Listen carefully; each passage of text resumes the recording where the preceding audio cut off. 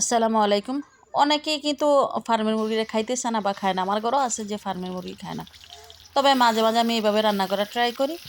দেখা গেছে এভাবে রান্না করলে বেশি না খাইলেও অল্প খায়, মানে পছন্দ করে।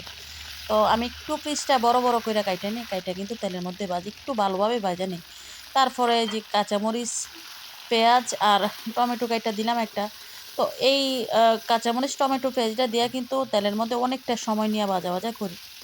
তো আসলে এটা ভাজা, ভাজার মধ্যেই রান্না করা হয়। তো অনেকটা সময় যখন ভাজা, ভাজা হয়, টমেটোটা যখন গইলা যায় তখন কিন্তু এখান থেকে একটু পানি উঠে। তো ওই পানিটা দিয়া আরো কিছুক্ষণ ভালো কইরা ভাইজা নিলাম। তো এখন দিয়া দিলাম আদা রসুন বাটা। আদা রসুন বাটাটা দিয়ে কিন্তু তেলের মধ্যেই ভাজবো। এর মধ্যে কিন্তু আর কোনো পানি দেওয়া হবে না।